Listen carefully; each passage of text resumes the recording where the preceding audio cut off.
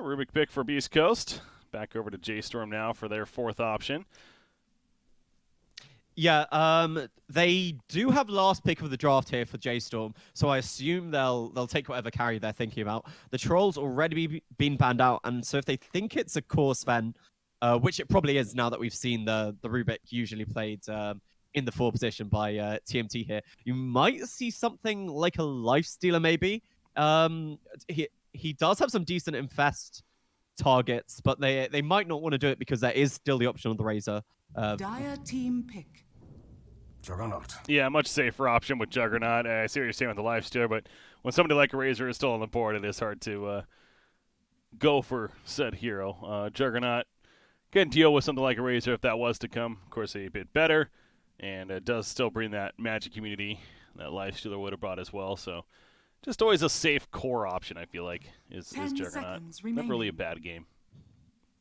Yeah, he's just so survivable in the lane because, as you say, he has that spin if you're going to try and initiate on him. He has that healing ward for the extra sustain in the lane. So it's never really a bad Jug game. But I don't see anything that makes him supremely good this game, but he'll have a solid game. And when you have to take your carry, not as a counter pick, then you just want to pick a solid hero. So I like what they're doing with the Juggernaut here. And for the side of Beast Coast, I think they can go for their mid hero here.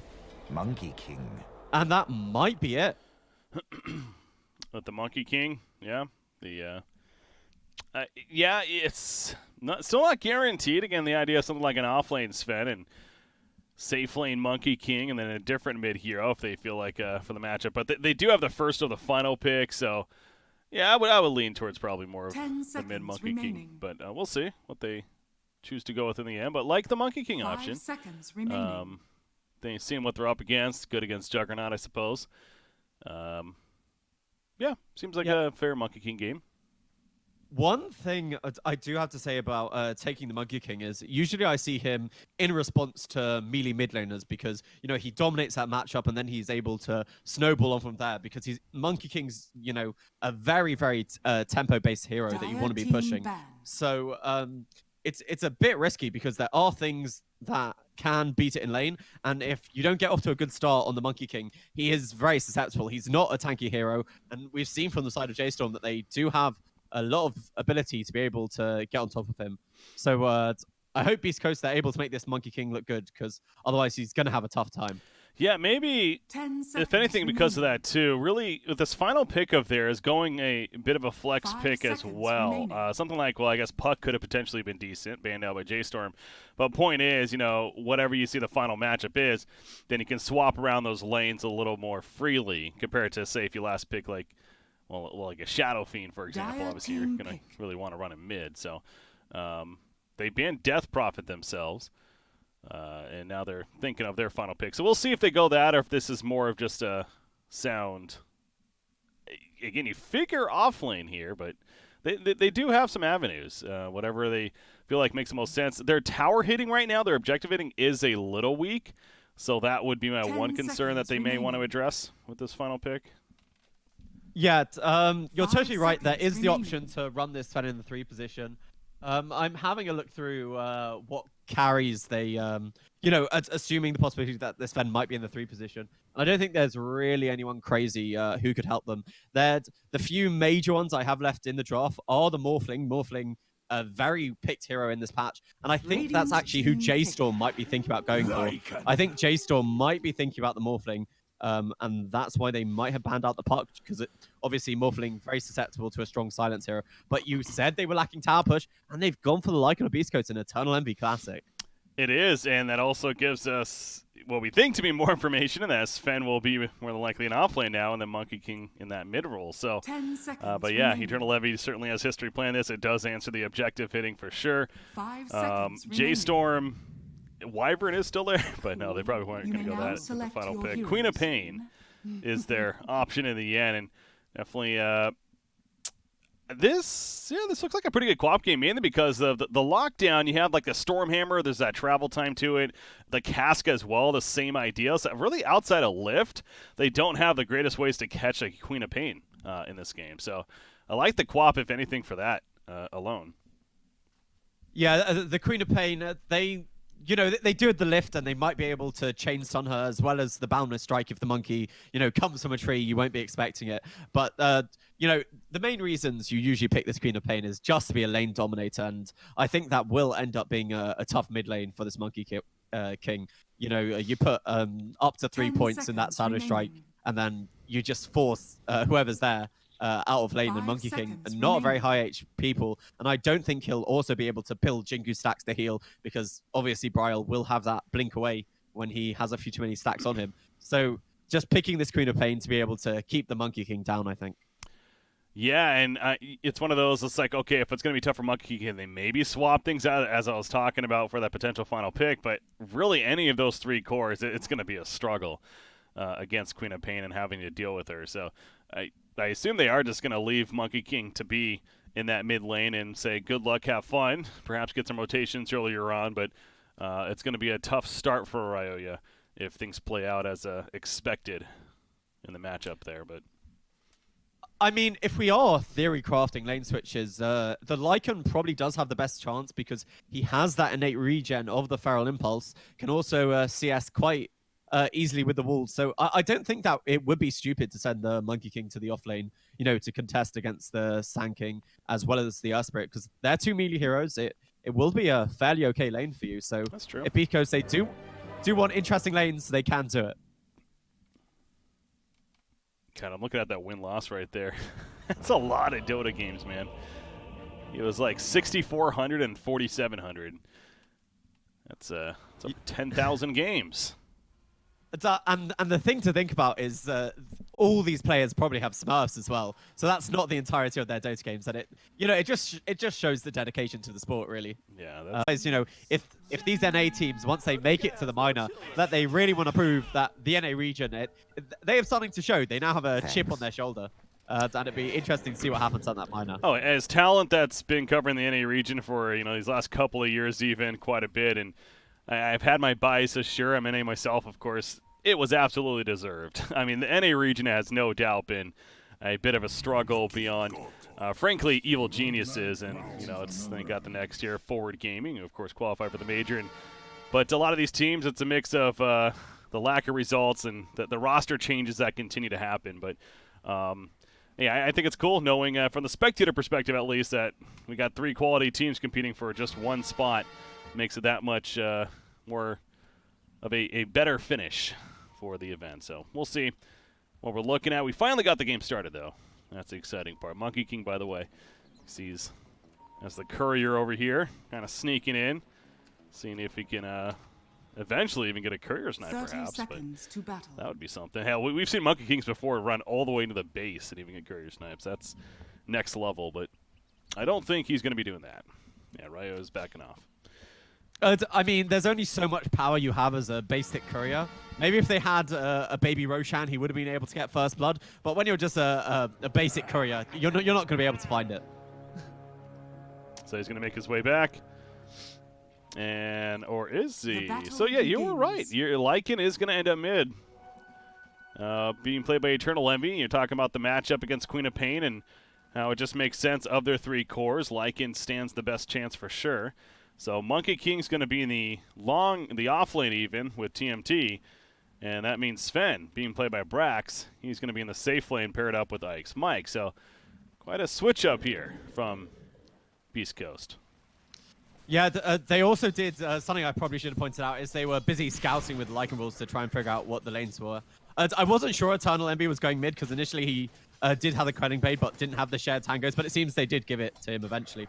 So yeah, Eternal Envy, he should do fairly okay in these early levels because he does have the walls to help him CS. But eventually, as you get more points into the Shadow Strike, it is able to overcome the Feral Impulse.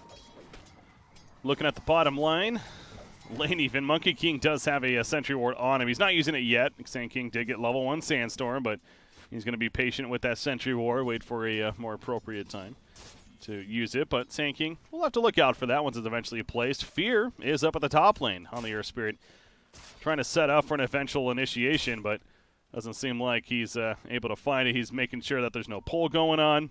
But the aggressive trial lane continues from J.Storm. They're fine sacrificing Moo in a 1 versus 2. Of course, Sand King potentially pretty good at that as far as the role goes. So I suppose fine with the idea. I think the idea as well is to give Mu a bunch of levels, you know, so he's able to get that a few points into that Barrow Strike, and then it means when Fear eventually does make these rotations in, it's going to be that much more effective once the Sand King has that longer stun and that kind of thing. Brax, is he out of position? Fortune's End coming out. There's the root, the stun, follow up with the barrel roll. He's going to run away though. You see Witch Doctor just chilling nearby, has a Voodoo Restoration level 1. And slowly regenerating Brax's life. So Brax is fine, but it's clearly zoning him out quite a bit and essentially setting up 100% free farm for the Juggernaut. Resolution 11 and 4 CS right now at that top lane. So he is feeling pretty good. Bottom lane, Moo's going to be lifted up. We talked about the sentry that's now placed. Needs a couple more auto attacks to get the kill, but Moo just fast enough to run away. He also has a salve on him if need be, but he is starting to feel a bit more pressure as the levels add up at the bottom. Yeah, he really needs to get a sentry flown out to him, because the only way he is going to get CS by himself in this bottom lane is by sitting in the Sandstorm. And when you have the vision advantage, as you see here for the side of Beast Coast, that just really isn't possible. And a melee hero versus a Monkey King, that's not where you want to be by yourself, because you're just going to give him free Jingu stacks. Feral Impulse level 1 now for Eternal Envy. So mid lane, 14 and 6 Quad versus a 14 and 3 Lycan. So feeling pretty good. Look at this, by the way, Fear. He's trying to snipe the courier. There's a headdress on that courier, so that would have been a huge snipe by Earth Spirit. But good job microing the courier, realizing that he was behind. And they're going to hold it back for now. It is flying, so eventually going to come out to Lycan, though, and get that much-needed regen that he really needs right now. Because, again, dealing with this Quap and the Shadow Strike constantly, currently level 2, you have to have it. So he finally gets the headdress delivered, and Lycan's going to feel a bit better. Yeah, Eternal Envy, we said he might be able to play up against the Queen of Pain, but he's literally decided, you know, the safest place to be here is the jungle, and he's just been going back and forth between there. And that's why you're seeing Brial have, you know, almost perfect CS, and this whole bunch of denies. But, you know, they still managed to get something out of the mid lane that I think was better than sacking the Monkey King. Monkey King, you know, I talked about how tempo-based he is, so, you know, the fact that he's been able to get this kind of farm, it means he's definitely going to have some kind of game and might be able to make early ganks happen. Fear, he has 2 players running at him. He has his barrel roll, of course, if need be. Rolling Boulder, the appropriate name. So they're just going to zone him out from the neutrals, take some themselves, and get some last hits after the side of that being Monkey King, as Moo will take advantage, though, and throw in some CS, at least a little bit that he can. He's only 6 and 2 right now, make it 7 and 2, as he gets that one right there. But Queen of Pain, she is having the great start. Brial, Arcane Rune currently, well, actually just wears off, but queues up the bottle. What kind of build are we going to see on Quap this game? Do you think it's going to be a priority of something like an Orchid, or? I mean, Orchid's not really... I think you primarily want Orchid when there's some sort of mobility spell or something you're trying to lock down. We might even see something like the Guardian Greaves if J.Storm are looking to turn up the aggression. We've seen that occasionally on the Queen of Pains. Or you might just go for something standard like a Yule's. I think it's between the Yule's, Guardian Greaves, or even the Aghanim Scepter. We've seen a bunch of people get that. And that would be great for shedding through, you know, all those Lycan summons and that kind of thing in a team fight. Yeah. Oh, 5-minute bounty runes. Guess what? There's fighting. Fear with the kickback. He did get the bounty rune, so well played right there.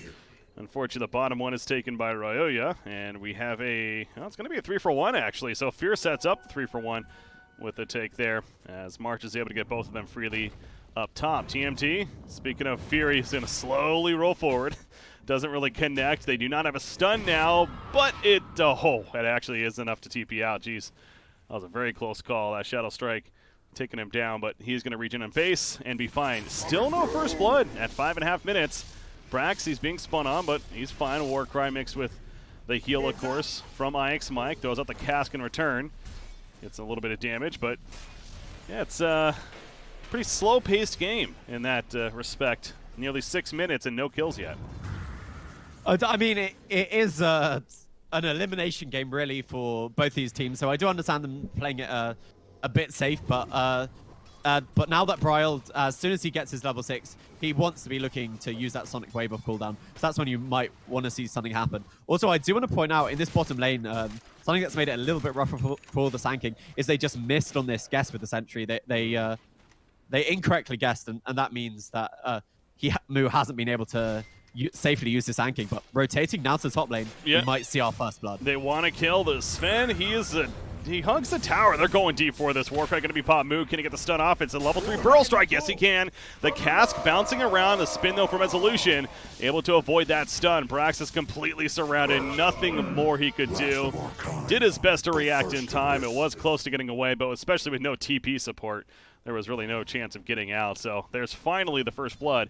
It goes the way of J.Storm. So yeah, Moo, it's been a struggle down for him at the bottom lane, especially with the sentry misses you're just referring to. I guess that's one way to make up for a poor start is rotate and set up a kill. Yeah, exactly. He wasn't getting much bottom. And, well, we'll watch his kill on the Spirit, and then we'll talk about it. Oh, I say kill perhaps a bit prematurely. Nice roll away there by Fear. But what I want to say is they time this rotation perfectly because they time it when the catapult's here, and that means they're going to successfully be able to get this tower. Yes, I praise Complexity for taking these fights when you're able to lead it into objectives, and that's exactly what J.Storm have done here. Because if that wasn't timed with the catapult wave, you know, Sven would have been able to defend this tower. But just because they take that fight, rotate the Sanking, then that's a nice objective for the side of J.Storm, and it opens up the jungle. Speaking of that, March finds Sven in the jungle and then just quickly turns around and walks the other direction. Not going to look for a fight there. Ryoyo is able to freely push bottom, tier 1 for now. I don't think he's going to necessarily get it all the way, though. He still has plenty of damage that needs to be done. You already see Moo rotating over. Not level 6 yet, so no epicenter, but certainly could defend, especially with the Earth Spirit, who's in fact going to roll in, so they're going to try for this. There is a TP coming in as well from Queen of Pain. Is that an Arcane Rune? Yes, it is. Ryoyo, you are dead. Mischief is not going to save you there. Sonic Wave is still ready for Bryle. Can't you find anyone else? Has that level the courier. 1 blink? Going to use it on the courier? Okay.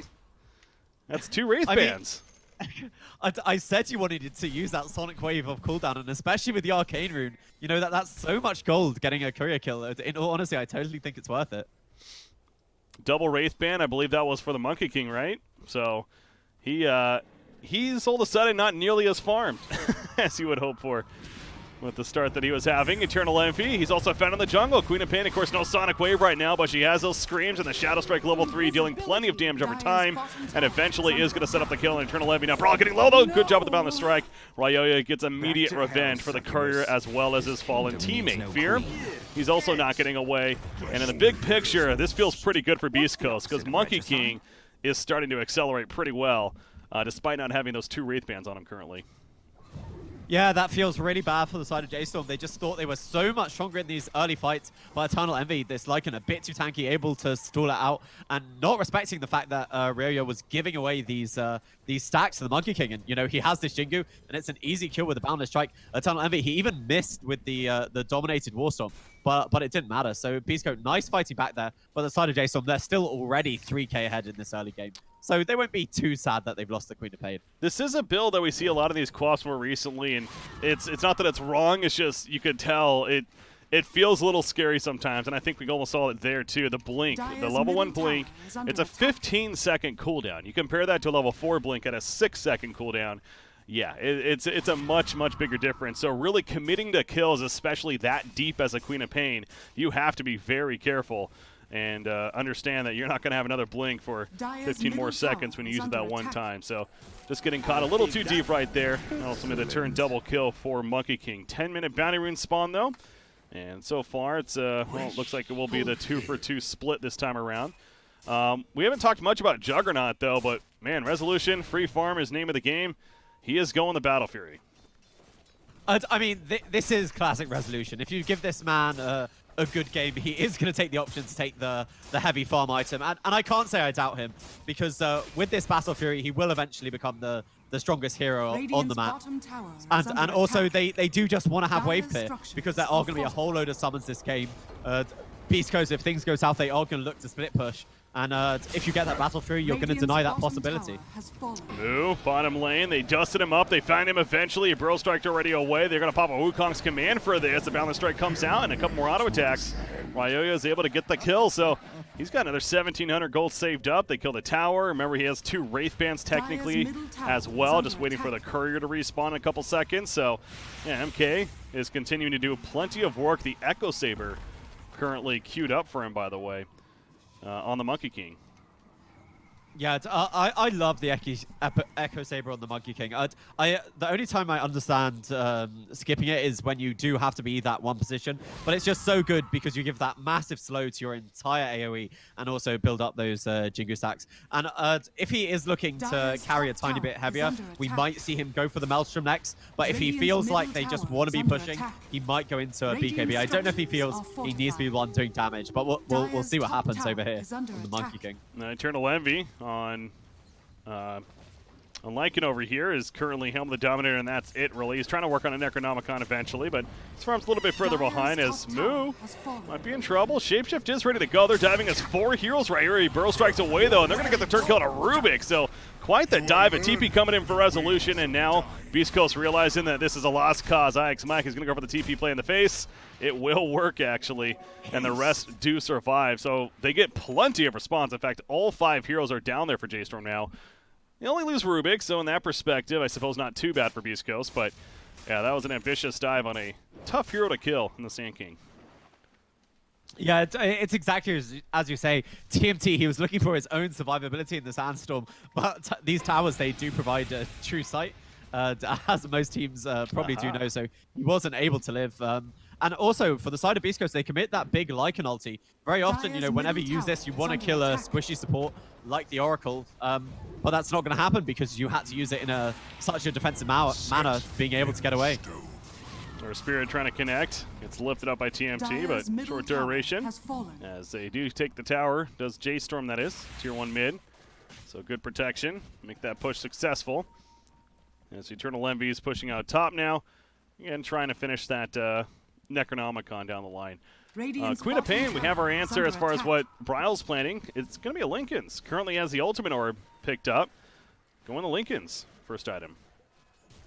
Okay, she's just looking for that survivability, not die like she did in that bottom lane.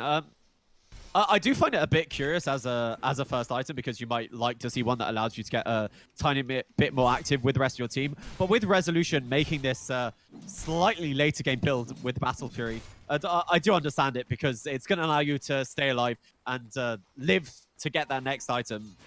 So I think they're just looking for a slightly later timing than accelerating this lead that they've got in the laning phase. And when Resolution's doing so well, I can't say I blame them. Yeah. Dire's middle tower is under March attack. and Moo heading towards the bottom lane. Speaking of Moo, he's almost got a Vanguard finish. He's going to go right into a Crimson Guard ASAP. Also see the Tranquil Boots, and he got picked up earlier on. Ryoya, he's going to climb through the trees.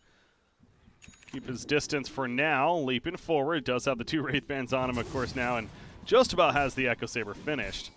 Brax is attempting to bait out some kind of initiation, it almost feels like. Wukong's command ready for Monkey King, so yeah, they wouldn't mind fighting right here, but not going to happen. Instead, Monkey King will port to the top lane as tier 3 tower is taking pressure up there already. So J.Storm doing a good job of making sure both the top and even the middle lane are pushed in their favor right now.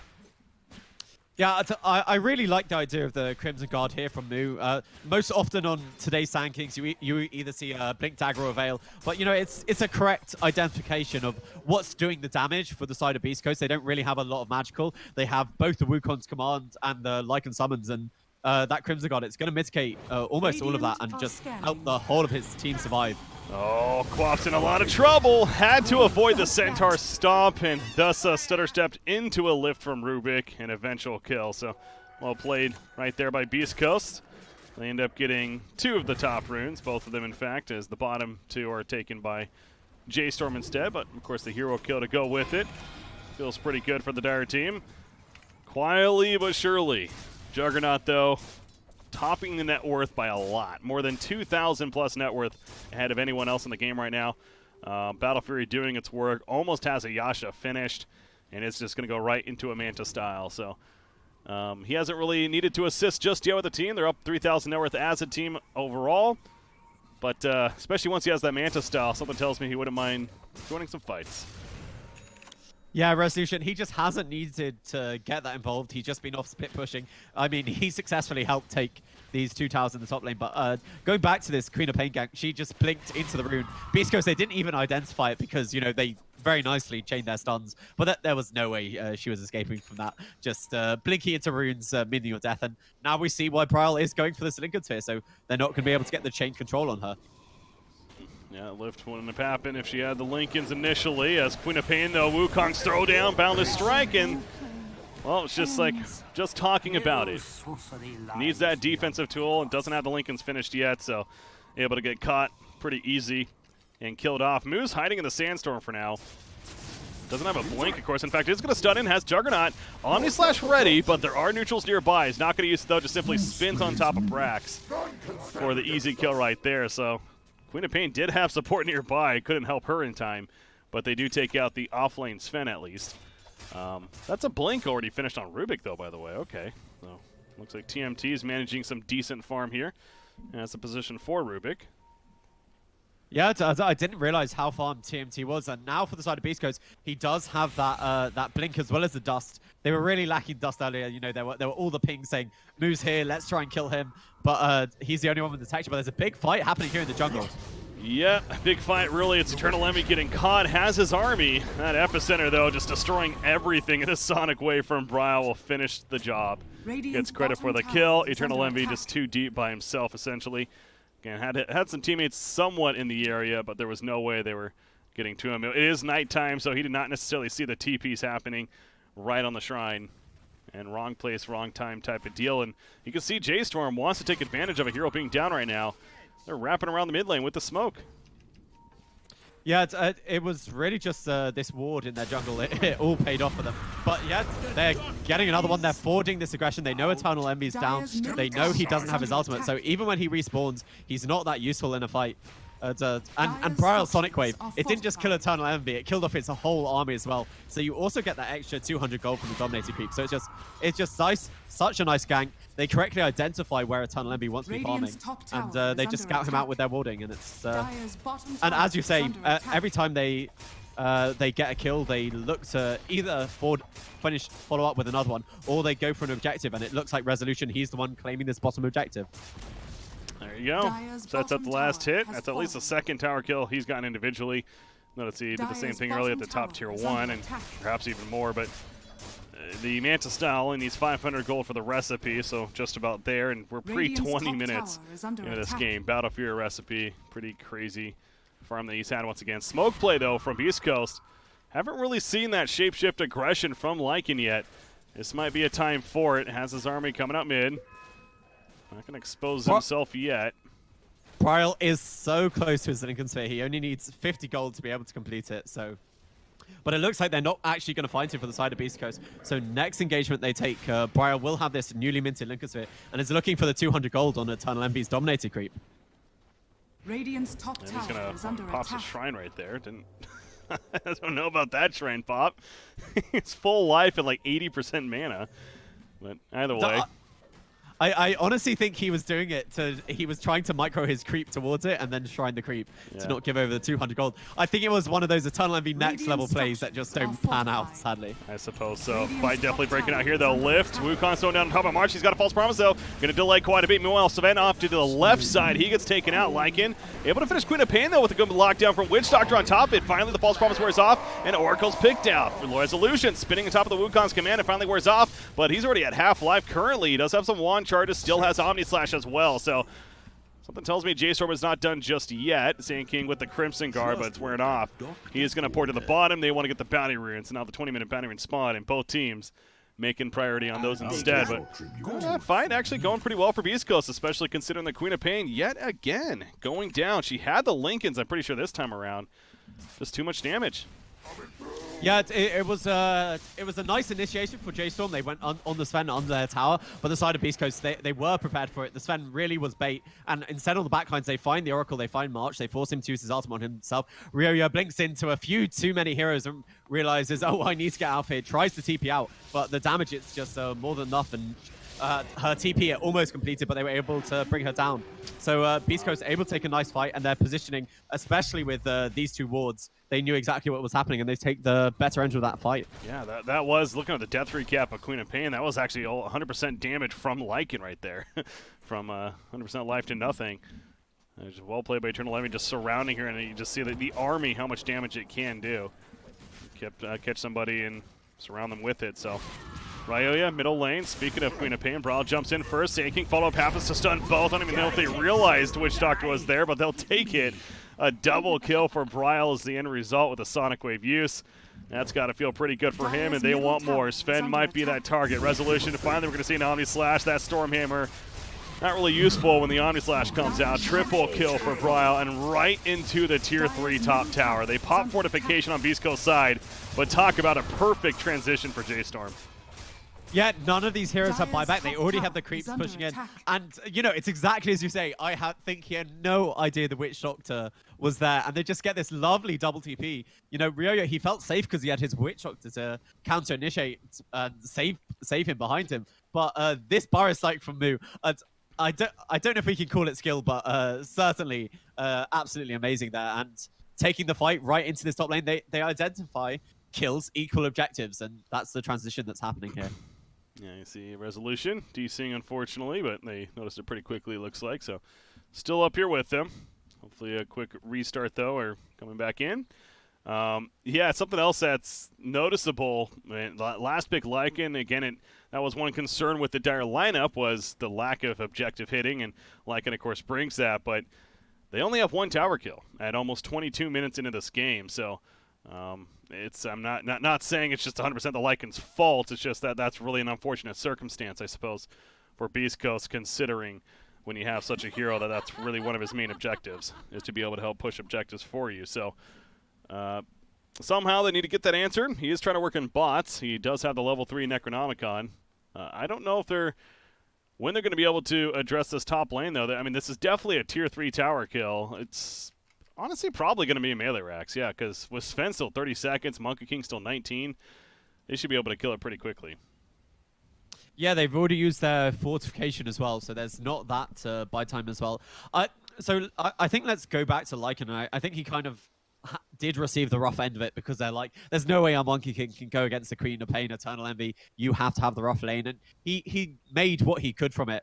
But also, what's really held him back is it feels like he's only been able to use this ulti successfully once to get a kill in this fight here in the bottom, because the other times he was using it, he either died right after or he was using it to escape a fight. Because, you know, I said about the Queen of Pain, you want to use this Sonic Wave when it's off cooldown. It's kind of the same thing for the Lycan. You want to be using this ulti when it's off cooldown to get these easy support kills, and that just hasn't been happening. Yeah. Interesting item here. Echo Saber picked up on Sven, and you know, if this is your position 1 Sven, of course, wouldn't be maybe as surprising, but I am a little surprised considering he is that position 3, the offlane. They're running this tri-core lineup. Their initiation is a little lacking. I guess what I'm getting at is that the Vlad's, of course, is great, but I think maybe that Blink instead of the Echo Saber earlier on could potentially be the better choice to really make sure you get that jump off.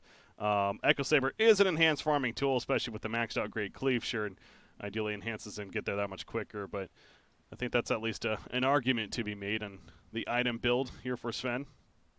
No, I do agree with you. I think his thinking was the fact that TMT's been able to have this great game, get this early Blink Dagger, is that he was going to be the initiator for them.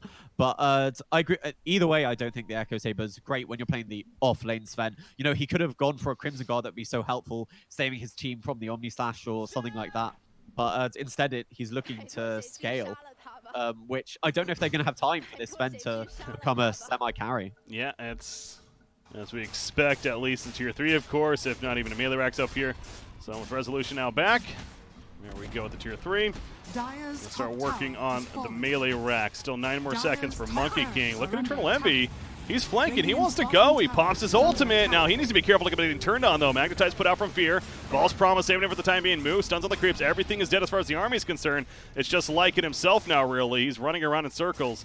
Now a Shadow Strike on and Wukong's. Nope, going to be canceled. Not going through with it. Ryoya jumps down instead. Bryle, he ends up finding it. The good stun from Sanking to set this up. Ryoya getting low. Ryoya in no man's land. Absolutely. That was some miscommunication going on. So he gets taken out. And this is an easy transition into the Shrine kill. So they don't get the melee racks, but they are going to get a Shrine out of it. And they do kill the Monkey King that just resurrected. So, yeah, MK start was great. It has fallen off, though. Yeah, I do have to praise the Tunnel Envy, though. He just did the total right thing with the Lycan, created havoc, looked for a support, was able to escape on his main hero. But it looks like for the side of Beast Coast, at least, they expected J.Storm to split up a little bit more. And on this Monkey King, he was really hoping to find one of the stragglers. But J.Storm realizing, if they stay together, they'll be able to take the fights. And they get this easy kill on the Monkey King. But they didn't manage to get the melee barracks, but they do get a shrine in return. So J.Storm, I think they're still pretty okay with how everything panned out. Absolutely. And that's a really important shrine, of course, too, if anything, for the Roshan attempt. That inevitably will happen if the game continues on. Specifically for J.Storm, as Juggernaut, what is he going next? He's got 3,800 gold saved up. He is working towards a butterfly, seeming to be the choice. And yeah, the threat of something like an MKB right now on this dire lineup is very minimal because all three of the core still have plenty of other items they would want to go for. And, maybe like the Monkey King would go for one, but that's it. So that evasion is going to do work this game for Juggernaut. Yeah, the MKB, you don't really want to be building it on either your Lycan or your Monkey King just yet. But Eternal Envy, we can see his game plan. Instead of fighting, well, there is a fight erupting here. We'll watch that. Sven, Warcry helping him a little bit. You can see the mitigation, but the Omni Slash eventually tears him down. Ryoya, possible Wukazel lift up on a Bryle. He can't blink out. The cast animation taking too long. The Death Ward's down, and they're going to get the pick off on Queen of Pain. So numbers actually favoring the Dire team right now. And what's going on bottom lane? That's actually Eternal Envy. So he was pressuring the bottom tower. He takes out the tier 3 tower, and he's going to run away to safety, and they chase further. March also still in trouble. He has False Promise. He is going to use it. Queen of Pain pop back, by the way. This is going to be a big Sonic Wave setup potentially. There we go with the Sonic Wave. Eternal Envy, he TP'd out! He got out in time. Ryoya, not the same story. He goes down. So does IX Mike. So, man, that was crazy that Eternal Envy was able to make it out, but the rest essentially do not. And J.Storm is going to go back to finish off Roshan now. So, well worth the buyback on Bryle. Beast Coast almost should have accepted that victory in hindsight. Because, man, they won the early fight. They just went too deep for it. Yeah, so really the objective here from Beast Coast, I was trying to talk about it here, is they're going for Havoc, they're going for the split push. Eternal Envy, he is building these boots to travel, so he really is devoted towards this split push, and it's been successful. And, while Eternal Envy, he was, taking these this bottom tower and even looking for the range racks, which doesn't heal. He just said to the rest of his team, create havoc for me while I take buildings, stop their TPs as they try to get away. But they just chased a little bit too far. They almost killed off the Oracle. But, she's just that bit survivable, and then they all TP'd in and were able to turn it around. But you can now see how this game is going to pan out for the side of Beast Coast. They don't think they can win the big team fights any further. Well, they're going to try to chase Sand King, but this is a much tougher kill as Resolution gets the kill on TMT. How about the top lane, apparently, while Sand King was being chased down. So, no Omni Slash even needed. He did have team support there, though. But Beast Coast, there's 3 heroes. They're in the Radiant jungle, but this is for the better. I mean, Sand King's going to be jumped, but there is a TP behind onto the Shrine, and also Resolution nearby. 20 seconds on Omni Slash. IX Mike Deathward gets the kill, but the team falls shortly after. Brawl shows up too. Brax with the God Strength. He just has to run, though, really. Going to man fight the best that he can, but it's not nearly enough. And they also catch Eternal Envy. Yeah, that's the point I was getting at. I mean, they were really about killing this tanky Sand King so deep. And as almost expected, really, it backfires eventually. It's now 11,000 net worth lead for J.Storm. They have an Aegis. Or did they gave it to Queen of Pain. Okay, I was looking for a Juggernaut. But they did give it to Quap, actually. The Aegis, that is. So, looking good for J.Storm, though. Yeah, it definitely is looking for J.Storm. I understand what Beast Coast were trying to do. They were really hoping for a quick pick-off, maybe into at least applying pressure to this Tier 3 and forcing everyone to come back. But, when you walk into the tanky Sand King, sure, they do eventually get the kill, but he's living long enough that the entire side of J.Storm was able to come to that fight and clear up the kills that were remaining. Ooh, Monkey King, close call. Fear, he takes down the tree. Good job. He saw him hopping around him, and that's a good thing about her spirit, of course. He has the tree destroyer, able to do so. And down goes Monkey King. Bryle, he's going to catch up to IX Mike. IX Mike, he counter wards at least, but shortly after dies. You see the Maelstrom pick up by Queen of Pain, assisting, and eventually going to go to the Shivas next, but they're going to pressure Tier 3 now in the mid lane, and likely going to go for the Rax, and Monkey King still 25 seconds to resurrect. So this time it definitely is going to be a Rax kill. We'll see if it's another one on top of it. Yeah, both these heroes, they don't have buyback for a very long while. Obviously, there is the dire side cliff, but this is just going to be 2 sets of racks for those easy kills. The positioning here from Ryoya, he's... I think he's just been getting a tiny bit too aggressive, and for the side of J.Storm, they've really been prepared for what he's been doing. They, as you just saw, Fear, correctly identifies that he's around in these trees. I can get rid of trees, and now Eternal Envy needs to run away without... But he did manage to claim a tier 2 tower, actually, so Eternal Envy, his split push, it is working out. Well, there he goes. He ports out, so yeah, definitely a win condition for Beast Coast, but they're going to need to have plenty more of that happen, somehow stall this game out much longer, because that fight right there, of course, resulted in really 2 sets of racks, so don't really know if he can let that happen again, just simply to allow Eternal Envy split push, but he is doing that at the bottom, working on an AC, which will help that not much more, of course. There's the blink on Sven. So we talked about the jump from Beast Coast maybe a little lacking.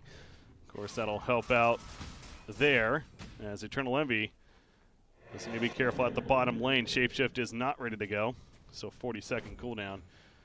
So much Jason, though. I guess Queen of Pain's just clearing out the creep wave instead, so not going to catch up to him. He ports elsewhere. And yeah, Prowl's just here to deal with the split push. They want to get their lanes in check and then get another kill. But Eternal Envy, he doesn't have his ultimate. Are they going to be able to find him? They use the Purge on the Juggernaut, but instead they'll settle for IX Might. Oh, this beleaguered Witch Doctor. Get the much easier kill than Witch Doctor. Why not? So a good find there. I know you brought this up yesterday too, but Sven, 15 talent. Of course, the Storm Hammer dispels enemies. So he picks it up this game as well. And we'll have that utility. I'm trying to help kill people, but still plenty more answers needed. I'm trying to think what the dispel is for this game, because last time it was obviously for the Ghost Shroud, and maybe the Fate's Edict of the Oracle. I think that might be the idea here. Radiant's bottom barracks has fallen. I guess that, I suppose. Yeah, because there really isn't anything else, is there? Now you mentioned that. Would it get rid of Sandstorm? Oh, no, it cannot be dispelled. I don't think so, no, yeah. Yeah, it's not dispelled with the Sandstorm, so yeah, that's the only single thing I can think of. So I don't think it's as good a game for that talent. Yeah. But I do want to praise Eternal Envy because, when we saw him run away from this top lane, usually, you just TP home when you're afraid of someone pushing you. But he just TP'd to this bottom lane. So, it's, we did correctly identify in Beast Coast, they already know that split push, that's their be-all and end-all this game. That was a funny situation. Probably blinked right into 2 heroes, Sven and Rubik, but they decided to TP out immediately. And she couldn't stop in this him. mid lane. Oh. Okay, they catch Eternal Envy. Was that an Omni Slash? No. No, Resolution. He was just next to Eternal Envy. Eternal Envy decided not to... actually, he didn't have his ultimate, it seems. No, it wasn't a decision not to pop it. But, with this Eye of Skadi, he was Kaising him, and the rest of the side of J.Storm, they were able to turn up on time. So now they have to defend their tier 4s, it looks like. Whoopsie there on the observation. My apologies, but... Bouncing back and forth, happened to miss the top kill too. But point is, both of those cores going down. Of course, Lycan gets picked up, and he buys back immediately. Monkey King does have his, but as we're watching this tier 4 go down, Ike's Mike even gets picked off behind us. I'm going to catch this one at least.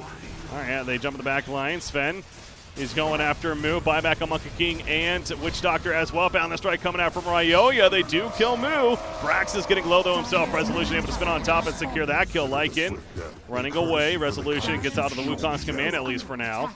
As up here, it's Fear trying to run away from Lycan. A Maledict on him. Ryoya hoping to benefit from it, but not going to be able to get any auto attacks in, so he's fine. The Ancient is dying throughout all this, by the way. The tier 4s, of course, have been picked up, and Resolution's going right back for it. He takes a boundless strike. GG's been called anyways, so it is officially over. J.Storm will take game number 1 in this best out of 3 of the lower finals. Radiant victory. Yeah. So, I think what really happened there for Beast Coast is they did okay coming out of the lanes, but they just didn't pressure this Juggernaut at all. Like, if we look at the kills deaths over the Queen of Pain, they most certainly stopped the Queen of Pain from snowballing. But for the side of J.Storm, they were able to do the same thing to the Monkey King, and Resolution was just left to his absolutely own devices. And the side of J.Storm, they made sure to take all these engagements either next to towers, next to tier 4s, or next to the Roche Pit. And so kills led to objectives, whereas it didn't feel like it was the same for Beast Coast. Resolution 9-0-6 on the Juggernaut. He really felt like he just went untouched that game, and that's just one of these players in general, no matter who he's on, especially a hero like Juggernaut, it's not going to lead to a victory. I mean, you need to address him eventually, and it just simply Beast Coast did not. So I know that's a simplified way of saying it, but it seems like one of the obvious things that would look to need to address in future matchups here. So we'll see in Game 2 if they do that, but it was a tough game all around for sure. Yeah, they as you say, they just let Resolution play a PvE game. You know, he wasn't really playing Dota. He was just farming creeps, farming objectives, and then he got to that point where, you know, you can see he's double Eternal Envy, who's the #1 net worth of Beast Coast, and there's no way you're coming back from that. All right, game number 1 in the books. J.Storm trying to get that rematch with Complexity. If they finish the series off here, they'll be getting just that. Can Beast Coast answer J.Storm, though, and at least force a third in what would be a final game in this series? Well, we are here to find out, as I'm BreakyCPK, joined by Hasbaz. This is Game 2 going to be coming up of the North American Qualifiers for the StarLadder ImbaTV Dota 2 Minor event that's coming up. Real quickly, also a shout-out to DX Racer, some awesome gaming chairs. Check it out for supporting and sponsoring this event, and that's DX Racer. Short break coming up, guys. We'll be back. Game number 2. Stay tuned.